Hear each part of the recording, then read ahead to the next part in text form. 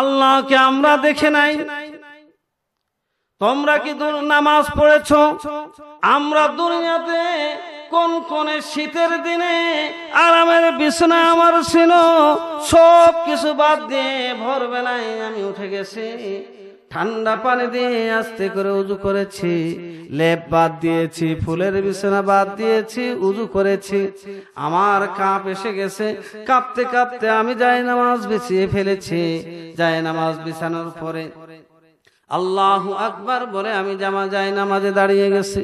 যখন আমি বলেছি আলহামদুলিল্লাহি রাব্বিল আলামিন, আমারও চোখের পানি পড়া শুরু হয়ে গেছে। আমি মজা অনুভব করতেছিলাম।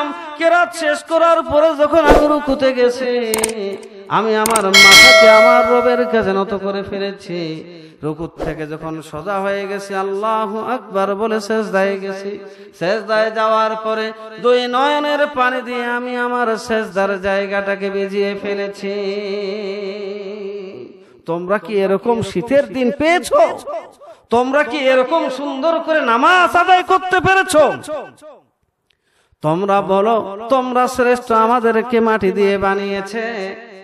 কিন্তু খেয়াল করো, বেশ রমণীরা বলতে থাকবে যে আমরা রোজা রেখেছি, সেই ভোরবেলা আমরা একটু আহার করেছি, সাহরি করেছি, সারাদিন আমার ঘরে ফিরছিল, ঠান্ডা পানির ব্যবস্থা ছিল, খাবারের ব্যবস্থা ছিল, দরওয়াজা বন্ধ করে দিয়ে যদি আমি খেতাম কেউ আমাকে বলার ছিল না। কিন্তু আমি আমার দরদি রবের মহাব্বতে আর ভয়ে আমি কোনো খাই নাই, কোনো পানও করে নাই। এজন্য আল্লাহ তাআলা আমাদেরকে খুশ খবরে দিয়েছেন, ওয়ালিমান খাফা রাব্বিহি মাকামা ওয়ালিমান খাফা মাকামা রাব্বিহি জান্নাতান। যারা আল্লাহর সামনে দাঁড়ানোকে ভয় করেছে তাদের জন্য দুই জান্নাত। জোরে বলেন সুবহানাল্লাহ। দিন খাওয়ার ব্যবস্থা থাকলেও খায় নাই, রবকে ভয় করেছে। সন্ধ্যাবেলায় ইফতারের আয়োজন করেছি, স্বামী বাচ্চাদেরকে নিয়ে আমরা বসে গেছি। ছোট্ট ছোট্ট বাচ্চারা আমাদের আঁচল ধরে কান্নাকাটি করেছে, মা একটু খাইতে দাও। আমি মা হয়ে সবর করেছি, আমার সন্তানকে খাইতে দেয় নাই। বাবা রোজা রাখো, আল্লাহ খুশি হয়ে যাবে। মায়ের কাছে বারবার এসেছে, আমি মা সন্তানকে প্রাধান্য দেয় নাই, খাইতে দেয় নাই। তাদেরকে ইফতারের সময় বসিয়ে রেখে হাত তুলে দরদি রবের কাছে দোয়া করেছি। ইফতারের সময় যে আনন্দটা পেয়েছি আর যেরকম ভাবে আল্লাহর কাছে আমি চেয়েছি, তোমরা কি সেই চাওয়া চাইতে পেরেছো বা সেরকম মজা পেয়েছো নাকি? হুরেরা চুপ করে থাকবে। এবার বলবেন, মেয়েরা বলতে থাকবেন, ও হে হুরেরা শোনো, আমরা দুনিয়াতে অভাবে চলেছি, অভাব অনটনের ভিতরে পড়ে গেছি। কিন্তু কোন ভিক্ষুক যখন আমার দরবারে চলে এসেছে, আমার দরওয়াজায় চলে এসেছে আর বলেছে, মা আমার কোনো খাবারের ব্যবস্থা নাই, মেহেরবানি করে একটু চাল তুমি আমাদেরকে দিয়ে দাও। আমার ছোট্ট বাচ্চার দ্বারা, পদ্মার সাথে আমি ভিতরে ছিলাম, ছোট্ট বাচ্চার দ্বারাই আমি চালটা ফকিরের হাতে অথবা ভিক্ষুকের হাতে আমি দিয়ে দিয়েছি। আমার ঘরে অভাব, তারপরেও আমি ফকিরকে দিয়েছি, দিয়ে যে আনন্দ আর তৃপ্তি লাভ করেছি, যে এইরকম আনন্দ পেয়েছি, তোমরা কি তা পেয়েছো? মারা বলতে থাকবেন, জান্নাতি রমণীরা বলতে থাকবেন, তোমরা কি নবীর মা হতে পেরেছ? আমাদের রমণীদের ভিতরেই আমরা নবীর মা হয়েছি। তোমরা কি আলেম ওলামা কোন অলির মা হতে পেরেছ? বলে আমরা আলেম ওলামা আর অলিদের মা হয়েছি। তোমরা কি কোনো সুসন্তান বানিয়েছ? সন্তানকে সুসন্তান করে গড়ে তুলেছ? আমরা তো আমাদের সন্তানদেরকে সুসন্তান করে গড়ে তুলেছি। তোমরা তো এরকম পারো নাই। সন্তান প্রসবের যে কষ্ট, যে জ্বালা, যে যন্ত্রণা, তোমরা তো বেহেশতে বড় হয়ে উঠেছ। সন্তান প্রসব করা যে কষ্ট আর জ্বালা, এই সময়টা কি তোমরা, এই কষ্টটা তোমরা কি অনুভব করেছো? আমরা যখন সন্তান প্রসব করতাম, শ্বশুরের কাছে বিদায় নিয়ে যেতাম, স্বামীর কাছে বিদায় নিয়ে বলতাম, স্বামী হে তোমার বাচ্চা প্রসব করার জন্য ঘরে যায়। বেদনা যখন উঠে গেছে, এমন এক বেতার চিৎকার মেরে দিয়েছি, জিহ্বাটাকে কামড় দিয়েছি, রক্ত বের করে ফেলেছি, সবর করেছি, আল্লাহর কাছে সাহায্য চেয়েছি। যখনই আমার সন্তান দুনিয়াতে এসে গেছে, সন্তানকে দেখে আমি মা খুশি হয়ে আমার দরদি রবের আমি শুকরিয়া আদায় করেছি। সন্তান আমার আস্তে আস্তে করে বড় হওয়া শুরু হয়ে গেছে। আমার সন্তান অনেক সময় আমি যুদ্ধের ময়দানে পাঠিয়ে দিয়েছি, জিহাদের ময়দানে পাঠিয়ে দিয়েছি। একটা আপনাদেরকে আরেকটা হাদিস শোনাই। বেলাল রাদিয়াল্লাহু তাআলা আনহু একদিন যেমন ফজরের বেলায় আযান হয়, মুয়াজ্জিন সাহেব বলতে থাকেন হাইয়া আলাস সালাহ, হাইয়া আলাস সালাহ। বেলাল রাদিয়াল্লাহু তাআলা আনহু একদিন বলেন হাইয়া আলাল জিহাদ, হাইয়া আলাল জিহাদ। আল্লাহ রাসূল জিহাদের ময়দানে তোমাদেরকে ডেকেছেন, আসো জিহাদের ময়দানে চলে আসো। বেলাল রাদিয়াল্লাহু তাআলা আনহুর এই কথা শুনে অনেক সাহাবারা বাড়ি থেকে বের হয়ে আল্লাহ রাসূলের দরবারে চলে যান। একজন মা বালিশ বুকে নিয়ে, মাথায় বালিশটা দিয়ে বুক চেপে আর মাথাটা চেপে নিয়ে হাউমাউ করে কাঁদেন। ছোট্ট একটা বাচ্চা মায়ের কাছে রাতের বেলা জেগে যান, উঠে বসেন, মাকে দেখে বলেন, মা তুমি চোখের পানি ছেড়ে দিয়ে কাঁদতেছো, হাউমাউ করে কাঁদো গো মা, আমি তোমার কলিজার টুকরো সন্তান, ছোট্ট এক সন্তান, আমার বাবা নাই, এই জন্যই মনে হয় তুমি কাঁদো। মা এবার বলেন, বেটা রে শোনো, আমি এজন্য কাঁদি না, তোমার বাবা তো শহীদ হয়ে গেছে এক যুদ্ধে, এজন্য আমি ফক্কর করে ধৈর্য ধারণ করে রবের শুকরিয়া আদায় করি, আমি এজন্য কাঁদতেছি না। আমি কিছুক্ষণ আগে বেলাল রাদিয়াল্লাহু তাআলা আনহুর আওয়াজ শুনলাম, হাইয়া আলাল জিহাদ, জিহাদের জন্য আল্লাহ রাসূল দেখেছেন।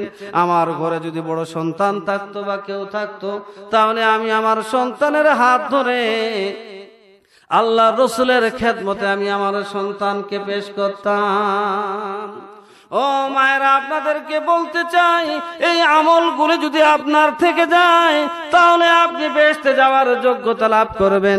মা দেখুন এরকম করে সত্য সন্তানকে বলেন, ছোট্ট ওই কচি বাচ্চাটা এবার মাকে বলেন, মা কেঁদো না গো মা, আমাকে তুমি সকালবেলা আল্লাহ রসুলের দরবারে নিয়ে যাবে, আমি আল্লাহ রসুলের দরবারে দাঁড়িয়ে যাব, আল্লাহ রসুলকে আমি খুব বিনয়ের সাথে বলবো, আদবের সাথে বলবো, আল্লাহ রসুল যেন আমাকে জিহাদে নিয়ে যায়। মা চোখের পানিগুলো মুছে ছোট্ট কচি বাচ্চাকে বুকে জড়িয়ে নিয়ে ডুকরিয়ে কেঁদে ফেলেন, কাঁদতে থাকেন আর বলেন, ঠিক আছে বাবা। মা ফজরের সালাত আদায় করে বাচ্চাকে নিয়ে এবার আল্লাহ রসুলের দরবারে রওনা হয়ে যায়। আস্তে আস্তে করে যখন রওনা হয়ে যায়, মেয়েদের তো এলাও নাই যে যুদ্ধের ময়দানে তারা যাবে কিংবা মাঠে যাবে, প্রস্তুতি নেবে।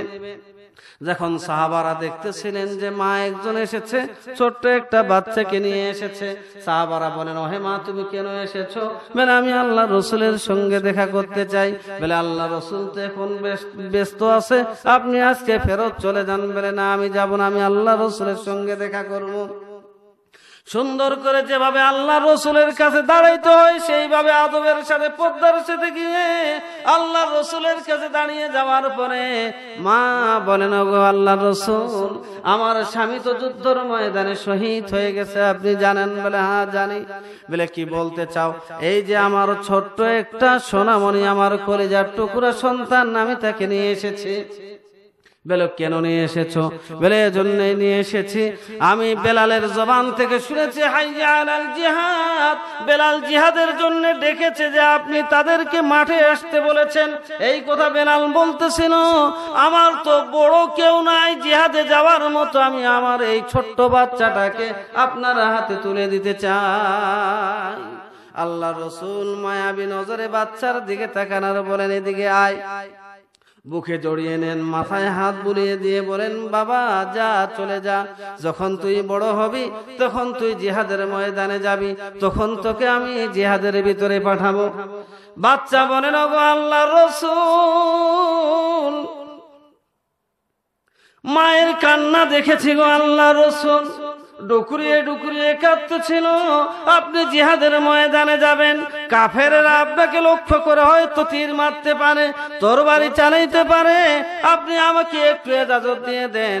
কাফেররা যদি আপনাকে লক্ষ্য করে মারতে থাকে, আমি ছোট্ট আপনার উম্মত, ছোট্ট একজন মানুষ, যখন তারা তীর মারবে, আমি আমার কলিজাটা সামনের দিকে দিয়ে দিব, ওই তীর আপনাকে লাগতে দিব না। আমার বুকে সেই তীর লাগবে, আর এই তীর দেখে আপনার সাহাবারা সবাই যুদ্ধের ময়দানে ঝাঁপিয়ে পড়বে, আর তারা জিহাদ শুরু করে দিবে, এলোপাতাড়ি কাফেরদেরকে নস্তনাবুদ করে ফেলবে। জোরে বলেন আল্লাহু আকবার, আরো জোরে বলেন আল্লাহু আকবার। মা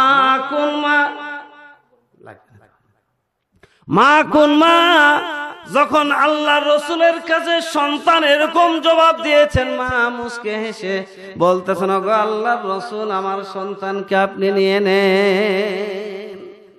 আর আমার মায়ের অবস্থা কি? শীতের দিনে জিহাদের ময়দানে তো দূরের কথা, বাচ্চা ঘুমিয়ে আছে, শীতের দিন ফজরের আজান হয়ে যায়, সন্তানকে মসজিদে পাঠাবে কি?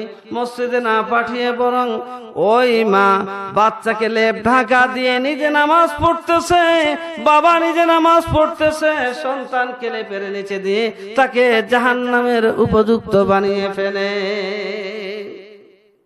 আপনি যদি প্রকৃত অর্থে মহব্বতের দাবিদার হন, ও মা, তারা তো তাদের সন্তানকে জিহাদের ময়দানে পাঠিয়ে দিয়েছে, আর আপনি সাধারণ ছোট্ট একটা আমল, শীতের দিনে আপনি আপনার সন্তানকে মসজিদে পাঠাইতে পারেন না। আপনার উচিত হবে, আপনি সেই দিনে শ্রেষ্ঠত্ব লাভ করবেন, সেই দিনে হুরের চেয়ে দামি হবেন। যখন আপনার বাচ্চাকে জিহাদের ময়দান, তো জিহাদের পরিবেশ তৈরি হইলে পাঠাবেন, এই কথা তো আপনার ঠিক আছে, কিন্তু আযানের ওয়াক্ত হলে যখন তার নামাজ ফরজ হয়ে যায়, তাকে বুঝিয়ে বুঝিয়ে মসজিদ মুখী করা আপনার দায়িত্ব, আপনার ওই সন্তানের বাবার দায়িত্ব।